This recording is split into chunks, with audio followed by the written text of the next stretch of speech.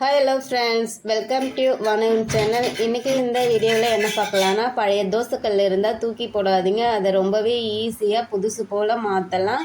இந்த தோசைக்கல்லை பார்த்தீங்கன்னா யூஸ் பண்ணி ரொம்ப வருஷம் ஆயிடுச்சு. ரொம்ப கருப்பாக இருந்தது, தூக்கி போடுறதுக்கும் மனசு இல்லை. அதனால் என்ன பண்ணலான்னு பார்க்கலான்னா, இதை பழைய மாதிரி எப்படி மாற்றலான்னு பார்த்தீங்கன்னா ரொம்பவே ஈஸியாக இருக்கும்.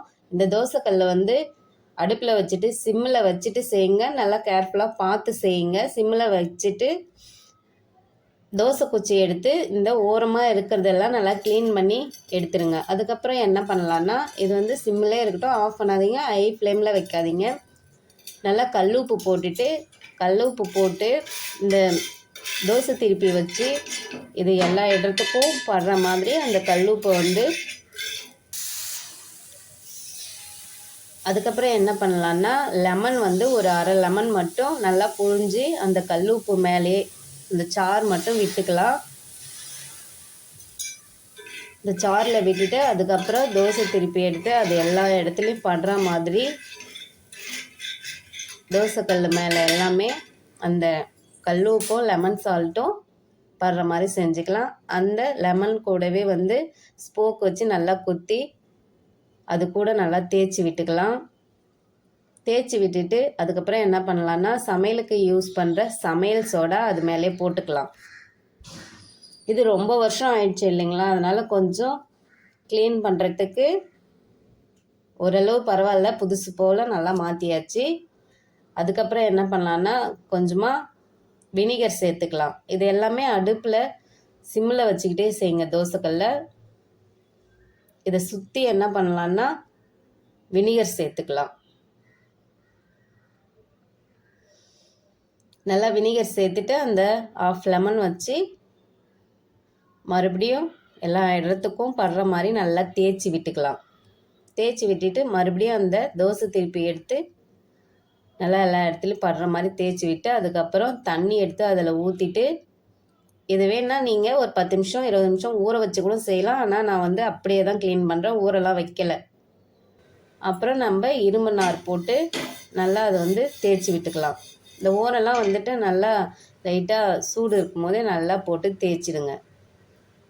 தேய்ச்சிட்டு என்ன பண்ணலான்னா, தண்ணி ஊற்றிக்கலாம். தண்ணி ஊற்றிட்டு உங்கள்கிட்ட லெமன் சால்ட்டு இருந்தால் அந்த லெமன் சால்ட்டு போடுங்க. லெமன் சால்ட்டு போட்ட உடனே நல்லா பொங்கி வரும். லெமன் சால்ட்டு இல்லைன்னா பரவாயில்ல, சமையல் சோடாவோ அப்படி இல்லைன்னா கல் உப்பு சால்ட்டு எது வேணாலும் போட்டுக்கலாம். இது லெமன் சோடா இருந்தது, நீங்கள் இருந்தால் போட்டுக்கோங்க.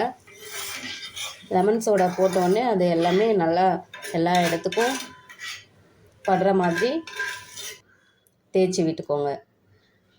நீங்கள் இது ஒரு முறை க்ளீன் பண்ணால் போதும். நம்ம அடுத்தடுத்து தோசை ஊற்றும் போதெல்லாம் கொஞ்சம் வெதுப்பாக நம்ம தோசை சுட்டு முடிச்சிட்ட உடனே என்ன பண்ணுறீங்கன்னா, எடுத்து வச்சு வெதுப்பாக இருக்கும் போதே நல்லா கம்பி நார் போட்டு நல்லா தேய்ச்சி விட்டுருங்க.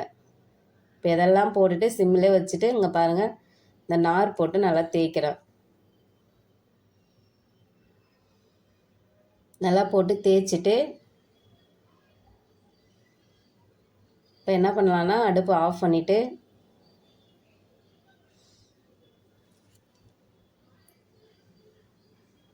இப்போ இந்த அளவுக்கு கறி பிடிக்காமல் இருக்கிறதுக்கு என்ன பண்ணணுன்னா, இப்போ பாருங்கள், இதிலே கொஞ்சமாக சமையல் சோடா போட்டுட்டேன். சமையல் சோடா போட்டுட்டு அங்கங்கே என்ன பண்ணணுன்னா, இது எல்லா இடத்துக்கும் படுற மாதிரி நல்லா தேய்ச்சி விட்டேன். இப்போ இது வரைக்கும் கழுவி காமிக்கிறேன் பாருங்கள்.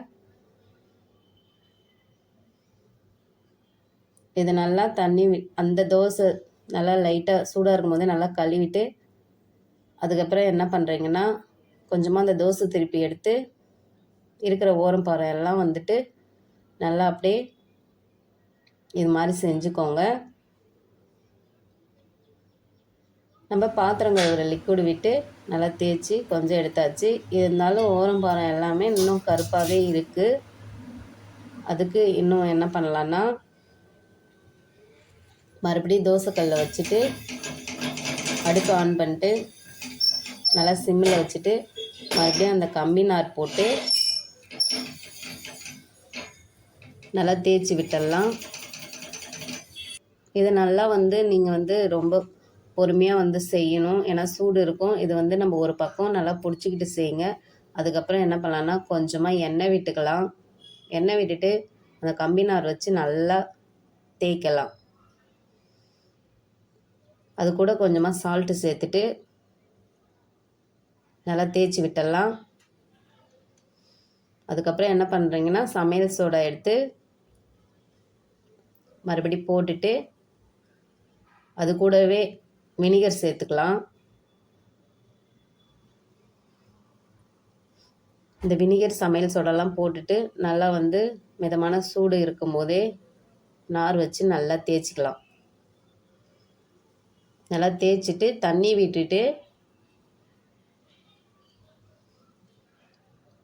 விட்டு கொஞ்சம் தேய்ங்க.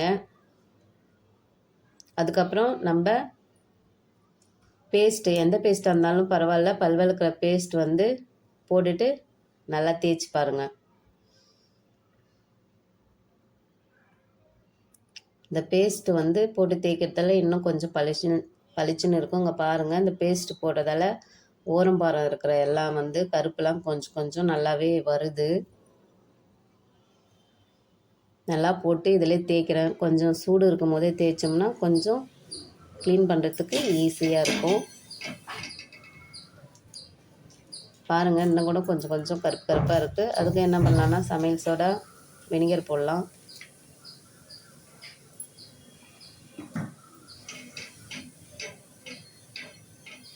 எல்லாம் போட்டுட்டு மறுபடியும் சூடுலே தேய்ங்க.